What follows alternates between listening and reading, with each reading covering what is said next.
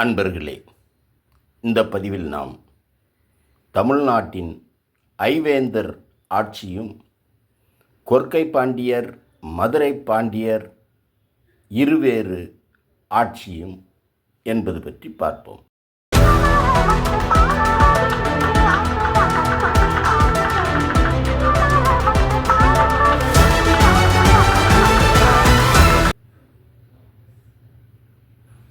கிபி 3ஆம் நூற்றாண்டில் மகத நாட்டை ஆட்சி புரிந்த பேரரசரான அசோகர் தனது கிர்னார் கல்வெட்டில் சோழ, பாண்டிய, சத்தியபுத்திர, சேர, தாம்பர பருணி என்ற நாடுகள் தன் நாட்டின் தென் எல்லைகளுக்கு அடுத்து இருந்ததாக கூறியுள்ளார்.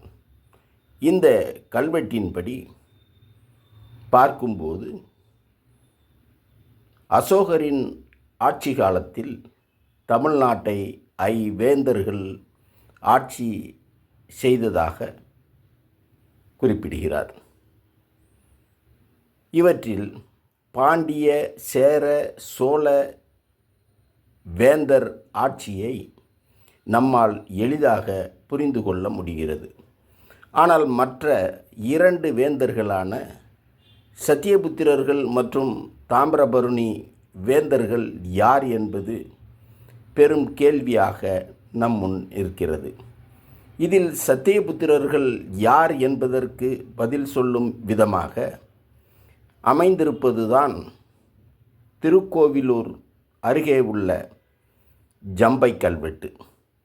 இந்த கல்வெட்டின் மூலம் அதியமான்கள்தான் சத்தியபுத்திரர்கள் என்பது உறுதியாகிறது.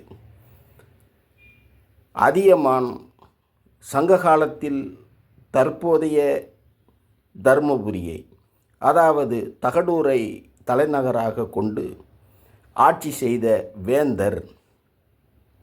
தர்மபுரி மாவட்டத்தில் இவர்கள் ஆட்சி செய்த அரண்மனை மற்றும் கோட்டையின் எச்சங்கள் இன்றும் அதியமான் கோட்டையாக உள்ளது. தமிழ்நாட்டில் கரும்பை முதலில் அறிமுகப்படுத்தி பயிரிட்டவர்கள் அதியமான் மரபினர் என சங்க இலக்கியங்கள் கூறுகின்றன. அதியமான் பற்றிய பல பாடல்கள் சங்க இலக்கியமான புறநானூற்றில் காண கிடைக்கின்றன.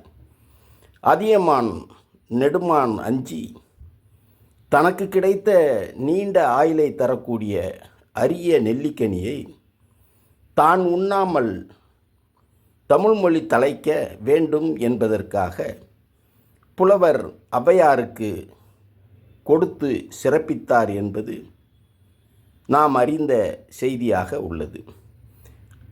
ஆக அசோக பேரரசர் குறிப்பிடும் சத்தியபுத்திரர்கள் யார் என்பது நமக்கு தெளிவாகிறது. அடுத்து அவர் குறிப்பிடும் தாமிரபருணி நாடு எது, அதை ஆண்ட வேந்தர்கள் யார் என நாம் தேடும்போது நமக்கு நினைவில் வருவது தமிழ்நாட்டின் ஒரே வற்றாத சீவ நதியான தாமிரபரணி. பொதிகை மலை அகத்தியர் கூடத்தில் பிறந்து திருநெல்வேலி மாவட்டத்தில் பாய்ந்து தூத்துக்குடி மாவட்டம் புன்னக்காயல் அருகே மன்னார் வளைகுடாவில், அதாவது வங்கக்கடலில் கலக்கிறது என்பதுதான். இங்கு நமக்கு அசோக பேரரசர் குறிப்பிடும் தாமிரபருணி நாட்டிற்கும் திருநெல்வேலி மாவட்டத்தில் பாய்ந்தோடும் தாமிரபரணி ஆற்றிற்கும் ஏதேனும் தொடர்பு இருக்கிறதா என்பது கவனிக்க வேண்டிய விடயமாக உள்ளது. மேலும் பண்டைய காலத்தில் தாமிரபரணி கொற்கை வழியாக பாய்ந்துள்ளது என்பதும் தெரிய வருகிறது. இதற்கு விடை தரும் விதத்தில் இருப்பதுதான் தென்னிந்திய நாணயவியல் ஆய்வுக் கழகத்தில் உள்ள ஒரு நாணயம். அந்த நாணயத்தின் முன்புறம் நடுவில் ஒரு யானை துதிக்கையை உயர்த்தி வலது பக்கமாக நிற்கிறது. யானையின் காலின் கீழே 2 கரைகளை கொண்ட ஆறு தெரிகிறது. ஆற்றில் 2 மீன்களும் ஒரு ஆமையும் மிதக்கின்றன. இது போன்ற சின்னம் மிகவும் தொன்மையானது என்பது குறிப்பிடத்தக்கது. நெல்லை மாவட்டம் நெல்லையப்பர் கோயிலுடன் இணைந்த உபகோயிலான மானூர் அம்பலவாணர் கரூர் சித்தர் கோயிலில் உள்ள கல்வெட்டில் ஆமை சின்னம் பொறிக்கப்பட்டுள்ளதை இன்றும் காணலாம். இந்த நாணயத்தின் முன்புற யானையின் மேல்புறம் தமிழ் பிராமி எழுத்தில் செழியன் என்ற பெயர் உள்ளது. இந்த நாணயம் 2000 ஆண்டுகளுக்கு மேல் ஆற்று படுகையில் கிடந்ததாகும். இந்த எழுத்துக்களுக்கு வலது பக்கம் 6 வளைவுகளை கொண்ட முகடு தெரிகிறது. தொன்மையான நாணயங்களில்தான் இந்த சின்னத்தை பார்க்க முடியும். நாணயத்தின் பின்பக்கம் நடுவில் 2 பெரிய மீன்கள் ஒன்றை ஒன்று எதிர்நோக்கி இருப்பதை காண முடிகிறது. இந்த 2 மீன்களையும் சுற்றி 2 வளைந்த எல்லை கோடுகள் தெரிகின்றன. இந்த எல்லை கோடுகளுக்கு இடையில் தொடர்ச்சியாக முத்துக்களும் சிறு மீன் சின்னங்களையும் கொண்ட மாலை போன்று பொறிக்கப்பட்டுள்ளது. நாணயத்தின் பின்பக்கம் இருக்கும் 2 மீன்கள் சின்னம் புதிய செய்தியை நமக்கு சொல்கிறது. மதுரை சங்ககால பாண்டியர் நாணயங்களில் பின்பக்கம் கோட்டு வடிவுடைய மீன் சின்னத்தைத்தான் பார்க்கலாம். ஆனால் இந்த செழியன் பெயர் பொறிக்கப்பட்ட நாணயத்தில் அச்சின்னம் பயன்படுத்தப்படவில்லை. உதாரணத்திற்கு சிந்துவெளியில் கிடைத்துள்ள மீன், யானை, செண்டு போன்றவற்றை கூறலாம். ஆகவே பேரரசர் அசோகர் தனது கிர்னார் கல்வெட்டில் குறிப்பிடும் தாமிரபரணி நாடு தென் தமிழ்நாட்டில்தான் இருந்துள்ளது. அதன் தலைநகர் கொர்க்கை என்பது உறுதியாகிறது. இவ்வரிய நாணயத்தின் பின்பக்கம் காணப்படும் 2 மீன்கள் சின்னம் கொர்க்கை பாண்டியர்களுடைய தனி ஆட்சியை உறுதிப்படுத்துகிறது. இந்த நாணயத்தின் காலம் கிமு 3ஆம் நூற்றாண்டாக இருக்கலாம் என்பது நாணயவியல் ஆய்வாளர்களின் முடிவு.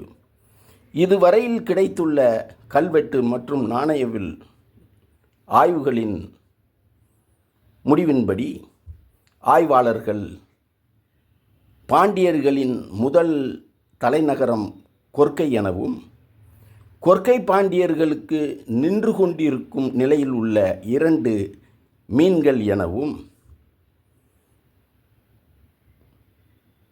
விரர் போர் பாண்டியன், மரப்போர் பாண்டியன், வெற்றிவேல் செழியன் முதலான பாண்டிய வேந்தர்களின் ஆட்சிக்கு உட்பட்டது கொர்க்கை எனவும், மதுரை பாண்டியர்களுக்கு கோட்டு வடிவ மீன் சின்னம் எனவும், தலையாலங்கானத்து செருவென்ற பாண்டியன் நெடுஞ்செழியன் மதுரையிலிருந்து ஆட்சி செய்தவர் என்பதும், சேரர்களுக்கு வில்லம்பு சின்னம் என்பதும், சோழர்களுக்கு பாயும் புலி சின்னம் என்பதும் உறுதி செய்கிறார்கள். அசோகரின் கல்வெட்டின் கட்டளைகளின் மூலம் இவ்வைவேந்தர்களும் அசோகரின் நட்பு வேந்தர்கள் என அறிய முடிகிறது. தற்போதைய ஒரிசா மாநிலமான கலிங்க நாட்டை கிபி 150ஆம் ஆண்டுகளில் ஆட்சி செய்த மன்னரான காரவேலனுக்கும் நம் தமிழ்நாட்டு ஐவேந்தர்களுக்கும் இடையிலான போர் பற்றிய செய்தி குறிப்புகளும் காண கிடைக்கிறது. கிபி 1 நூற்றாண்டில் இந்தியா வந்த கிரேக்க மாலுமி பெரிப்ளஸ் கொர்க்கையை கொல்கி என்று குறிப்பிடுவதோடு அது பாண்டியர்களின் ஆட்சி பகுதி எனவும் எழுதியுள்ளார். மேலும் கிபி 79ஆம் ஆண்டில் இறந்ததாக கூறப்படும் ரோம நாட்டு வரலாற்று ஆசிரியரான பிளைனி கூறியுள்ள செய்தி ஒன்றில் தம் நாட்டின் பொன்னும் வெள்ளியும் தென் தமிழகத்தில் குவிந்து விட்டதாக கூறியுள்ளதையும் காண முடிகிறது. இதன் மூலம் பாண்டியர்கள் குடி என்பது மிகவும் தொன்மை வாய்ந்தது என்பது புலனாகிறது எனும் இச்செய்திகளோடு மீண்டும் ஒரு பதிவில் சந்திப்போம். நன்றி.